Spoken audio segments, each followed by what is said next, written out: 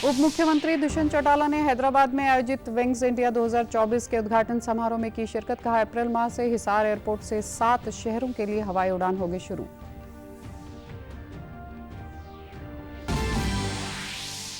फरीदाबाद में चल रहे अंतर्राष्ट्रीय विज्ञान महोत्सव 2023 में इसरो अध्यक्ष एस सोमनाथ ने युवाओं को किया संबोधित। कृषि, परिवहन, जल संसाधन, बुनियादी ढांचे जैसे अन्य क्षेत्रों में अंतरिक्ष प्रौद्योगिकी की महत्वपूर्ण भूमिका पर दिया जोर। पूर्व सीएम भूपेंद्र सिंह हुड्डा से ईडी की पूछताछ पर प्रतिक्रिया देते हुए गृह मंत्री अनिल विज ने कहा, किसानों को डर दिखाकर प्रॉपर्टी डीलरों के द्वारा खरीदी जमीनें। और मुख्य सचिव संजीव कौशल ने चंडीगढ़ में लोकेशन इंटेलिजेंस प्लेटफॉर्म संजय नामक ऐप किया लॉन्च। कहा, ऐप की मदद से सड़क दुर्घटनाओं में आएगी कमी। नमस्कार, मैं हूं आरजू। अब समाचार विस्तार से। उप मुख्यमंत्री दुष्यंत चौटाला ने आज हैदराबाद के बेगमपेट एयरपोर्ट पर सिविल एविएशन विभाग द्वारा आयोजित विंग्स इंडिया 2024 के उद्घाटन समारोह में शिरकत की। एक प्रेस वार्ता में उप मुख्यमंत्री दुष्यंत चौटाला ने कहा कि हरियाणा के लिए आज एक ऐतिहासिक दिन है। पहली बार हमारी धरती से 7 शहरों के लिए हवाई उड़ान शुरू होना तय हुआ है। एक निजी कंपनी के साथ समझौतों में हमने पहले चरण में 7 रूट्स फाइनल किए हैं। इनमें हिसार से चंडीगढ़, दिल्ली, जयपुर, कुल्लू, अहमदाबाद, जम्मू, धर्मशाला शामिल हैं। इसी साल अप्रैल माह से हिसार से हवाई उड़ानें शुरू हो जाएंगी।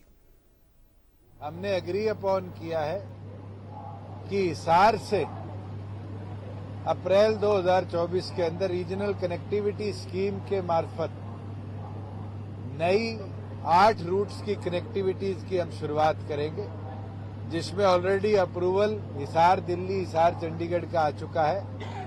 और नई जो ज्योतिरादित्य सिंधिया जी ने कल स्कीम लॉन्च करी है आरसीएस की, उसके अंतर्गत हिसार जयपुर, हिसार अहमदाबाद, हिसार जम्मू, हिसार कुल्लू, हिसार शिमला, हिसार धर्मशाला, हिसार देहरादून की कनेक्टिविटी को भी हम जल्द शुरू करने का काम करेंगे। अलायंस एयर हमारा एक क्लोज पार्टनर रहेगा, जिसको गवर्नमेंट ऑफ हरियाणा वीजीएफ के माध्यम से सपोर्ट करती हुई एविएशन सेक्टर के अंदर आम जन को उड़ान के माध्यम से जोड़ने का सुविधा देने का काम करेगी।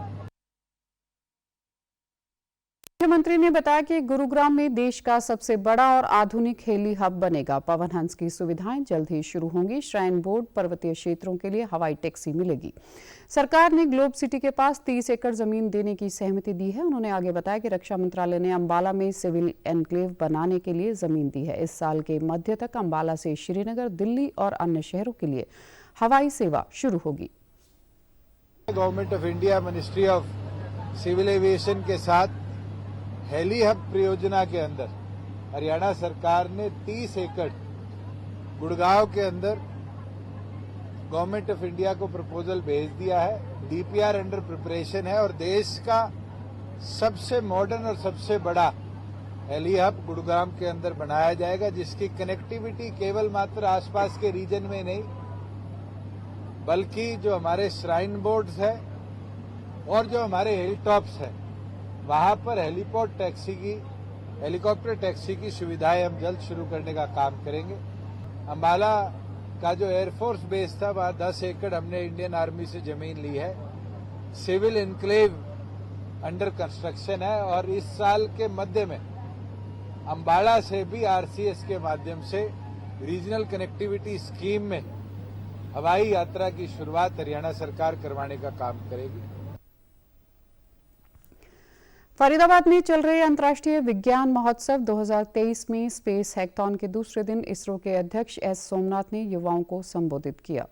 एस सोमनाथ ने कृषि और रिमोट सेंसिंग से लेकर नेविगेशन, परिवहन, जल संसाधन, बुनियादी ढांचे आदि तक विभिन्न क्षेत्रों में अंतरिक्ष प्रौद्योगिकी की महत्वपूर्ण भूमिका पर बल दिया।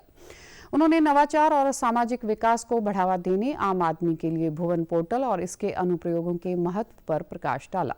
उन्होंने 2023 में लागू की गई नई इसरो नीति से उभरने वाले अवसरों के बारे में आशा व्यक्त करते हुए सामाजिक प्रगति और राष्ट्र निर्माण के लिए ऐसी पहलों के महत्व पर जोर दिया जो अंतरिक्ष क्षेत्र में स्टार्टअप का सक्रिय रूप से समर्थन करता है। उन्होंने कहा कि इसरो ने स्टार्टअप्स के लिए अपने दरवाजे खोल दिए हैं, जिससे यह मूल्यों, उद्यमता और नवाचार को बढ़ावा देने वाले संगठन में बदल गया है। हमारा लक्ष्य समाज में सार्थक योगदान देना है। पूर्व सीएम और नेता प्रतिपक्ष भूपेंद्र सिंह हुड्डा से ईडी की पूछताछ पर प्रतिक्रिया देते हुए गृह मंत्री अनिल विज ने अंबाला में कहा कि इन्होंने किसानों को डर दिखाकर प्रॉपर्टी डीलरों से इनकी जमीनें खरीदवा दी। यह एक बड़ा घोटाला था जिसकी परतें खुल रही हैं। अब भूपेंद्र हुड्डा धीरे धीरे जेल की तरफ जा रहे हैं और पक्का जाएंगे। साथ ही उन्होंने आम आदमी पार्टी के राष्ट्रीय संयोजक अरविंद केजरीवाल पर भी निशाना साधा। जो इन्होंने अपने 10 साल के राज में कुकर्म किए उसकी जांच शुरू हो गई है और हुड्डा साहब के कदम जेल की ओर और बढ़ गए हैं। जाएंगे तो पक्के जेल में। पहले सेक्शन 4, सेक्शन 6 कर दिए, जब किसान डर गए प्रॉपर्टी डीलरों से जमीनें खरीदवा दी। अब इसकी जांच तो ईडी कर रहा है ना जी, जांच कर रहा है और काफी बड़ा घोटाला है। नहीं, केजरीवाल जी तो ईडी के नोटिस का जवाब ही नहीं दे रहे। भाई अगर आप साफ पाक हो तो जाओ, जाके अपना जवाब दो। जिसके मन में चोर है वही भागता है।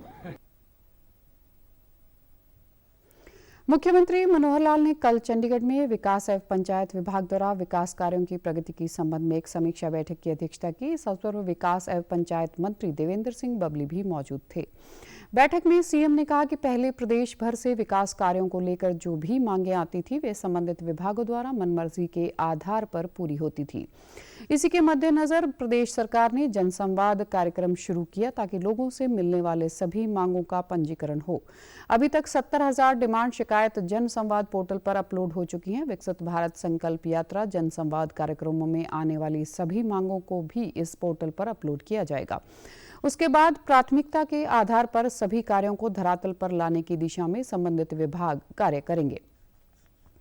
साथ ही मुख्यमंत्री ने कल चंडीगढ़ में हुई हरियाणा जल संसाधन प्राधिकरण की बैठक की अध्यक्षता की। उन्होंने अधिकारियों को निर्देश देते हुए कहा कि जिन गांवों में भूजल स्तर सबसे अधिक नीचे चला गया है उन गांवों में भूजल रिचार्जिंग की योजनाएं सबसे पहले क्रियान्वित करें। इसी प्रकार जिन क्षेत्रों में जल भराव की समस्या हाल ही में शुरू हुई है उन क्षेत्रों में इस समस्या को सबसे पहले दूर करें ताकि ऐसे क्षेत्रों को त्वरित ठीक किया जा सके। उन्होंने मार्च 2024 तक पानी की बचत करने से के निर्धारित लक्ष्य को पूरा करने के लिए तेजी से कार्य करने के निर्देश दिए। मुख्य सचिव संजीव कौशल ने कल चंडीगढ़ में भारतीय प्रौद्योगिकी संस्थान मद्रास के सड़क सुरक्षा उत्कृष्टता केंद्र द्वारा विकसित संजय नामक ऐप का लॉन्च किया। उन्होंने कहा कि महाभारत के धृतराष्ट्र के संजय के वृत्तांत की तरह लोग अपने दिमाग में इस ऐप को सदैव याद रखेंगे और इससे सड़क दुर्घटनाओं में अवश्य ही कमी आएगी। इसके अलावा डाटा एकत्र करने में भी इस ऐप की मदद ली जाएगी। मुख्य सचिव ने कहा कि राज्य में सड़क दुर्घटनाओं में कमी लाने के लिए बड़े स्तर पर कार्य किया जाएगा। इसके लिए जिले में उपायुक्त हर माह सड़क सुरक्षा संगठनों के साथ मासिक बैठकें आयोजित करेंगे। इसके अलावा लोगों को जागरूक व सचेत करने के लिए जागरूकता अभियान भी चलाया जाएगा। उन्होंने कहा कि केंद्रीय सड़क परिवहन व राजमार्ग मंत्रालय द्वारा जारी 2022 के आंकड़ों के अनुसार देश में सड़क दुर्घटनाओं में हुई कुल मौतों में 83.4% हिस्सा 18 से 60 वर्ष के आयु वर्ग के कामकाजी लोगों का है, जिससे परिवार और समाज पर बड़े पैमाने पर भावनात्मक और मनोवैज्ञानिक प्रभाव पड़ता है। हरियाणा के जिन 7 जिलों में 2022 के दौरान दुर्घटनाएं अधिक हुई हैं उन पर विशेष रूप से फोकस रखा जाएगा। इसके अलावा हाई स्पीड, लापरवाही से ड्राइविंग करना, खतरनाक ओवरटेकिंग, लेन चेंजिंग, शराब पीकर ड्राइविंग के प्रति भी विशेष रूप से जागरूक व सचेत किया जाएगा।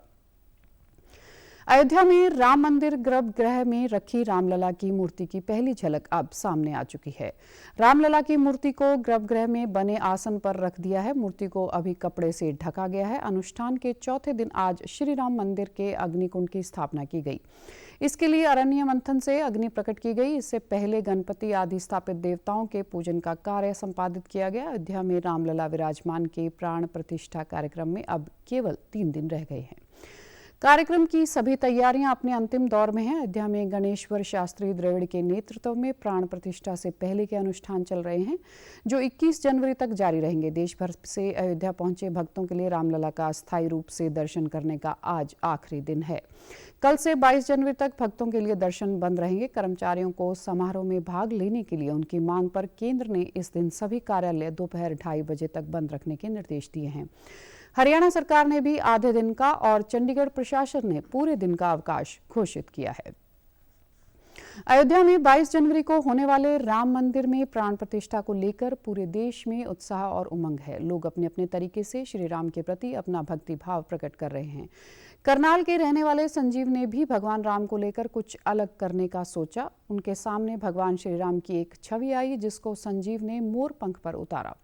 जब यह प्रयास सफल हुआ तो भगवान श्री राम का एक अलग ही स्वरूप उभर कर सामने आया। संजीव ने कहा कि आज चारों तरफ भगवान राम के नाम की गूंज है और वह भी अपनी भक्ति को एक अलग रूप में प्रकट करना चाहते थे, जिसके लिए उन्होंने मोर पंख पर पेंटिंग करने का सोचा। जब उन्होंने इसे तैयार किया तो सभी लोगों ने यह छवि बहुत पसंद आई और दूर दूर से लोग इसे देखने आ रहे हैं। अब मैं श्री राम जी के चरणों में इन्हें अर्पित करना चाहता हूँ।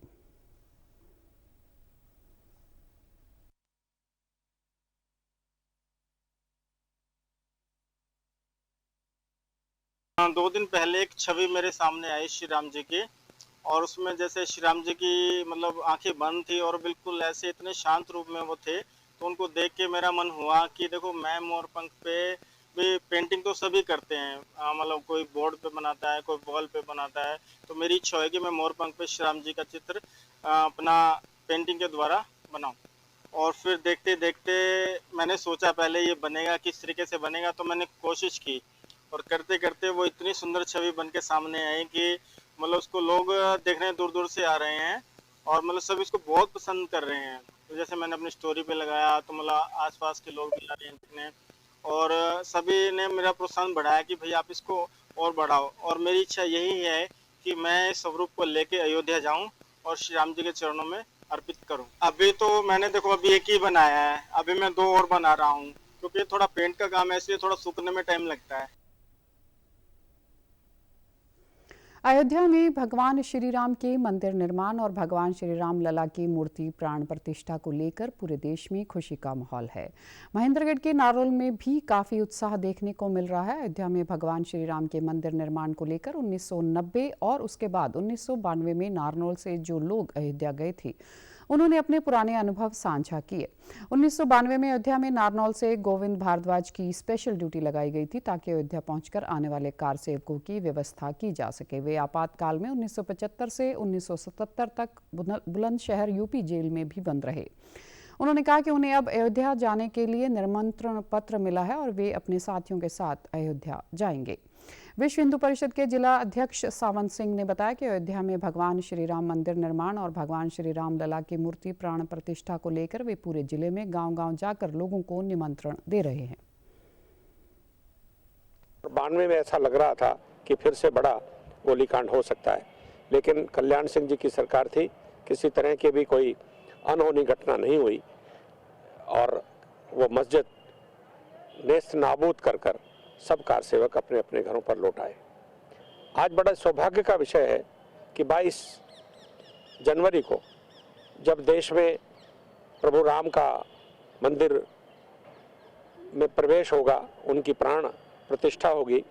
प्राण प्रतिष्ठा के बाद मैं समझता हूँ कि इससे बड़ा और खुशी का मंजर क्या हो सकता है कि चिरकाल से जो हमने सपना संजोया था, और हमने क्या पूरे हिंदुओं ने संजोया था, 550 साल से संघर्षरत थे, लाखों लोगों ने शहादत दी थी, वो सपना आज हमारा साकार हो रहा है। हमको ऐसा लग रहा है जैसे प्रभु राम जी हमारे इस काल में और ये दोबारा से आ रहे हैं और उनकी प्राण प्रतिष्ठा 22 तारीख को होने जा रही है। कार सेवा का हमें सौभाग्य मिला। 90 में गए जब तो हमें बीच में रोक दिया गया था, परंतु 92 में गए तो हम थोड़े फासले पर रहे और सेवा करने का मौका मिला। और जब तोड़ा जा रहा था तो मलबे को उठा उठा करके कोई एक दूसरे को पकड़ा रहे थे, उसमें हमें ड्यूटी लग जाती थी, उसको भी हमने खूब सेवा करने का हमें मौका मिला। और 7-8 दिन हम वहाँ रहे उस दिन में जो उत्साह हमारा था और जो हमारे दिल में भावना थी वो आज पूरी होती हुई हमारे ही सामने पूरी हो रही है। इसकी अपार हमें खुशी है।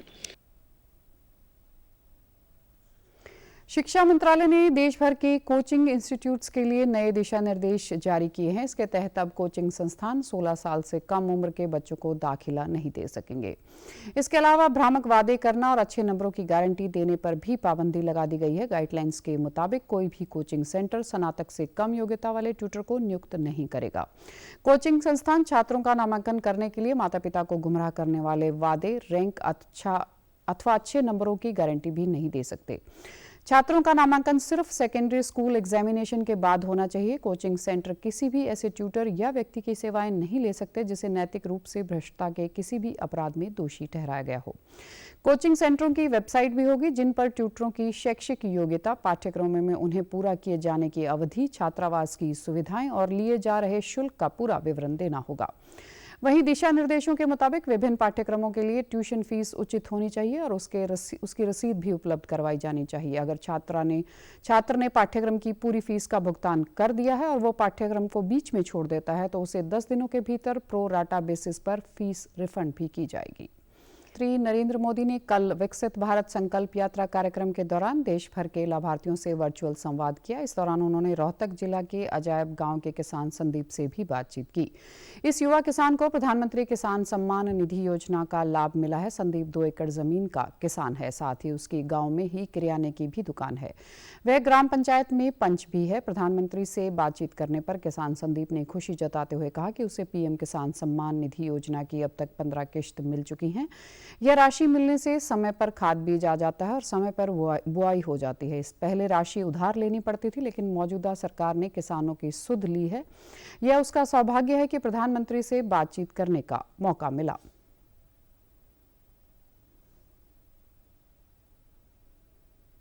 उन्होंने मेरे को फसल के बीमा के बारे में पूछा और इसमें जो किस्त मिल रही है इनके बारे में पूछा। मैंने उनको बोला हाँ जी हमें किस्त मिल रही है। बोले कितनी किस्त मिल रही है? 15 किस्त मिल चुकी हैं। और इसका क्या क्या लाभ उठा रहे हो? इसका लाभ कुछ हमारे पैसे हो जाते हैं, कुछ सरकार के सहयोग से हो जाते हैं। इससे हमारा टाइम पर समय पर खाद बीज आ जाता है, समय पर हमारी बुआई हो जाती है। इससे किसान को अच्छा उपज होती है, अच्छी पैदावार मिलती है, उससे बचत का अच्छा जरिया हो गया है। पहले कहीं से उधार उठाने पड़ते थे, अब कहीं उधार उठाने की बहुत कम जरूरत पड़ती है और ये सरकार का सहयोग से हम किसान की सुध ली है। सरकार की बहुत सारी योजनाएं हैं, जैसे आयुष्मान कार्ड है, बीपीएल राशन कार्ड है, उज्ज्वला योजना है। इससे आम आदमी को बहुत कुछ राहत मिल रही है। और जो सरकार की योजनाएं हैं, जो मोदी गारंटी की वैन चली हुई है, वो गांव-गांव जाकर सब पात्र आदमियों को वो अपनी योजना का लाभ उठा रहे हैं लोग। इससे लोग बहुत अच्छा महसूस कर रहे हैं, कहीं घूमने की जरूरत नहीं पड़ती लोगों ने। विकसित भारत संकल्प यात्रा को लेकर प्रदेश के लोगों में जबरदस्त उत्साह है। फतेहाबाद के रतिया में कल यात्रा के दौरान सैकड़ों लोगों ने अपनी दिक्कतों का समाधान मौके पर ही करवाया। इस दौरान प्रधानमंत्री द्वारा यात्रा के लाभार्थियों से किए गए संवाद का लाइव प्रसारण किया गया। रतिया से विधायक लक्ष्मण नापा ने यात्रा में बतौर मुख्य अतिथि शिरकत की और विभिन्न विभागों द्वारा लगाई गई स्टॉलों का निरीक्षण किया। वे सरकारी योजनाओं के लाभार्थियों से फीडबैक भी लिया। इस अवसर पर विधायक लक्ष्मण नापा ने कहा कि मोदी की गारंटी की यात्रा में आज 30 से अधिक पेंशन संबंधी मामलों का निपटान किया गया। इसके अलावा आयुष्मान योजना, उज्ज्वला योजना व पीएम स्वनिधि योजना के लाभार्थियों की समस्याओं का मौके पर ही समाधान किया गया है। उन्होंने कहा कि श्री राम लला के प्राण प्रतिष्ठा के कार्यक्रम को लेकर 20 जनवरी को नगर में विशाल शोभा यात्रा निकाली जाएगी। 22 जनवरी को सभी लोग अयोध्या से सीधा प्रसारण देखने के बाद शाम को अपने घरों में घी के दिए जलाकर दिवाली मनाएंगे। पेंशन आज ही लगी है, उन लोगों को पता ही नहीं था कि तुम्हारी पेंशन लगी हुई है। तो देखो कि पूरा उत्साह है लोगों में। जो मोदी की गारंटी है वो लोगों की पहली बार लोगों के पास पहुंच रही है। जो मोदी की गारंटी की यात्रा है और उसमें बहुत सारा लाभ लोगों को मिल रहा है। ये 25 तारीख तक चलेगा और सभी गांव लगभग कंप्लीट हो चुके हैं। अब शहरों के जो प्रोग्राम है वो रहेंगे।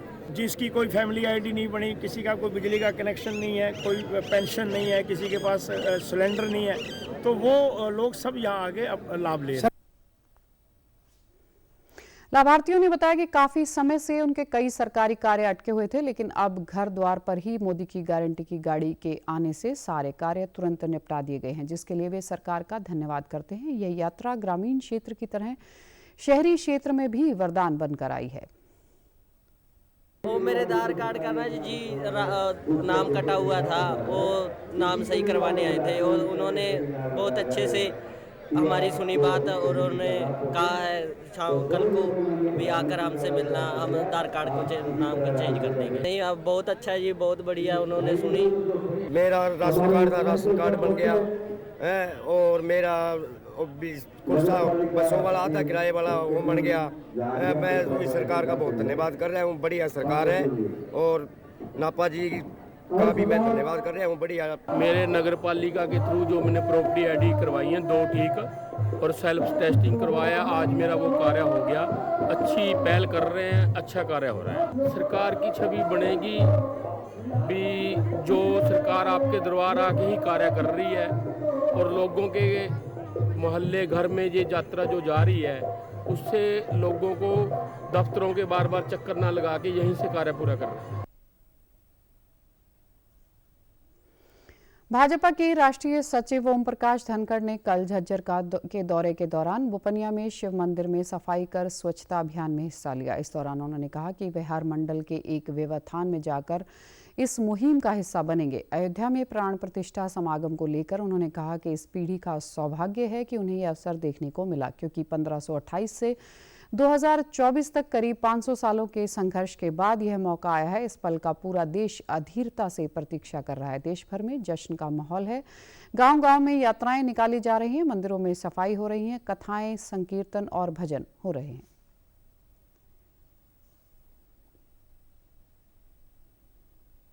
कि 500 साल की एक लड़ाई चली है, 1528 से 2024 आ गया। पूरा देश सेलिब्रेशन में है, गांव-गांव में यात्राएं निकल रही हैं, मंदिरों की सफाई हो रही है, संकीर्तन हो रहे हैं, सत्संग हो रहे हैं, कथाएं हो रही हैं। पूरा देश आह्लादित है, उल्लासित है और इस पर्व में हम सब सहभागी हैं। आज सुबह बुपनिया में स्वच्छता अभियान में हिस्सा लिया, शिव मंदिर में। अभी दादा सतनसर में शामिल हैं, कल दादा लाडूवाड़ा में भी रहेंगे और पाटोदा के देवी मंदिर में भी जो है स्वच्छता अभियान में हिस्सा लेंगे। तो हमने भी अपने हर मंडल में जो है एक देवस्थान पर जो है पहुंचकर इसमें हिस्सा लेने का जो है वो कार्यक्रम बनाए हैं। वहीं अशोक तंवर के आम आदमी पार्टी छोड़ने के सवाल पर उन्होंने कहा कि आपका प्रदेश में कोई जनाधार नहीं है और कई नेता पार्टी छोड़कर दूसरी पार्टियों में जा रहे हैं। अशोक तंवर कांग्रेस में प्रदेश अध्यक्ष थे और वहां से पीड़ित होकर पार्टी छोड़ी थी, पर अब कांग्रेस वापस वहीं जा रही है, तो उन्होंने ऐसा कदम उठाया होगा। कांग्रेस से ही पीड़ित होकर बाहर आए थे और अब कांग्रेस वहीं जा रही है, तो दोनों मिल रहे हैं। आप और वो, वैसे तो आपका कोई भविष्य भी नहीं है हरियाणा में, सभी नेता छोड़ कर ही आ रहे हैं। भविष्य मैं तो बार बार कहता हूं कि आप पार्टी का कोई खाता हरियाणा में नहीं खुलेगा और इसलिए जो जल्दी जितनी छोड़ जाए उतना अच्छा है। उधर आपके वरिष्ठ नेता अनुराग ढांडा ने जींद में प्रेस वार्ता में कहा कि संघर्ष के रास्ते में कोई व्यक्ति महत्वपूर्ण नहीं होता है। यदि कोई व्यक्ति दबाव में छोड़कर जाता है तो यह उसका व्यक्तिगत फैसला होगा। बहुत लोग ऐसे दबाव में सरेंडर कर देते हैं। अगर उन्होंने कोई निर्णय लिया है तो कोई व्यक्ति महत्वपूर्ण नहीं होता है, कि ऐसा नहीं कि अनुराग ढांडा महत्वपूर्ण है, ऐसा नहीं कि कोई और नेता महत्वपूर्ण है। 1.5 लाख पदाधिकारी आज के दिन में आम आदमी पार्टी के हरियाणा के अंदर है, आइडेंटिटी कार्ड होल्डर हैं। अगर उनमें से कोई 2-4 साथी अगर कोई प्रेशर में कोई इस तरीके का निर्णय लेते हैं कि वो इस संघर्ष के रास्ते पे नहीं चल पाते हैं, तो मुझे लगता है कि उससे कोई खास फर्क नहीं पड़ता। महत्वपूर्ण हरियाणा है, महत्वपूर्ण हरियाणा के युवाओं का सुनहरा भविष्य है जिसके लिए हम संघर्ष कर रहे हैं और इस संघर्ष के रास्ते पे चलने वालों का भी स्वागत है। और अगर कोई इसे छोड़ के जाता है तो वो अपनी राजनीति जाने, नहीं होगा उनके भाग्य में हरियाणा में सरकार बना करके हरियाणा के युवाओं की सेवा करना, हरियाणा की जनता की सेवा करना। भिवानी के चौधरी बंसीलाल विश्वविद्यालय द्वारा आदर्श महिला महाविद्यालय में उत्तर क्षेत्रीय अंतर महाविद्यालय महिला हैंडबॉल चैंपियनशिप आयोजित की जा रही है। इससे हरियाणा, हिमाचल प्रदेश, दिल्ली, उत्तर प्रदेश, उत्तराखंड, पंजाब सहित 9 राज्यों से करीब 27 टीमें भाग ले रही हैं। प्रतियोगिता में पहला नॉकआउट मैच उत्तराखंड व पंजाब विश्वविद्यालय टीम के बीच खेला गया, जिसमें पंजाब विजयी रहा। 20 जनवरी को प्रतियोगिता के क्वालिफाई मैच व 21 जनवरी को सुपर लीग मैच खेले जाएंगे। प्रतियोगिता के शुभारंभ पर छात्राओं ने योगा की झलकियां व हरियाणवी नृत्य प्रस्तुत किए।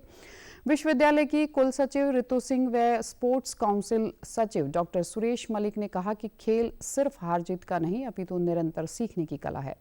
खेलों के माध्यम से टीम भावना, अनुशासन व शीघ्र निर्णय लेने की क्षमता का विकास होता है। युवाओं को शिक्षा के साथ साथ अन्य गतिविधियों से भी कुछ न कुछ सीखते रहना चाहिए।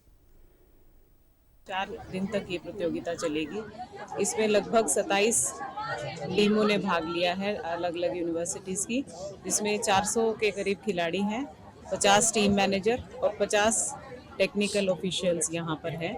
Secretary youth welfare doctor Suresh Malik, इनके नेतृत्व में हमने 3 ऑल इंडिया रेसलिंग चैंपियनशिप का हम आयोजन करवा चुके हैं और अब आप देख रहे हैं कि north zone inter university handball championship का आयोजन करवाने जा रही है। और मेडल भी हम जीत के आ रहे हैं। हमारे खिलाड़ी, खेलो इंडिया हो या कॉमनवेल्थ के गेम्स हो, उसमें भी हमारे खिलाड़ी जो है मेडल जीत के आए हैं। हरियाणा के जो कोचिज हैं, मान लिया, उनका भी एक बहुत बड़ा योगदान इसको एक सफल बनाने में रहता है। वो चाहे रेसलिंग की बात हो, चाहे हैंडबॉल की बात हो। तो इसी कड़ी में ये नॉर्थ जोन हैंडबॉल जो है चैंपियनशिप यहाँ आदर्श महिला महाविद्यालय में ऑर्गेनाइज की जा रही है, जिसमें लगभग 27 टीमें भाग ले रही हैं।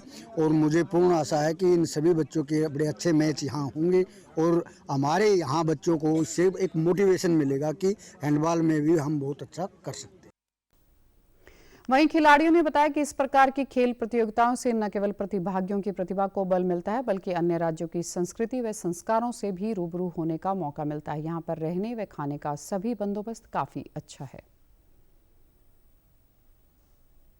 मैं तो यही चाहूँगी कि हमारी टीम पूरा अच्छे से खेले और हम लोग प्रथम स्थान प्राप्त करें हम लोग। तो इसीलिए मैं सबको चाहती हूँ कि सब लोग अच्छा खेले और अदर जो टीम यहाँ पे आई हैं वो भी अच्छे से खेले। तो फैसिलिटीज़ भी अच्छी हैं, सब चीज़ है और टीचर्स भी जो यहाँ पे वो HOD हैं मैम, सबको अच्छे से डिसिप्लिन में रख रही हैं। तो हमारी तैयारी तो यही है कि हम अच्छे से खेलेंगे और बढ़िया खेलेंगे।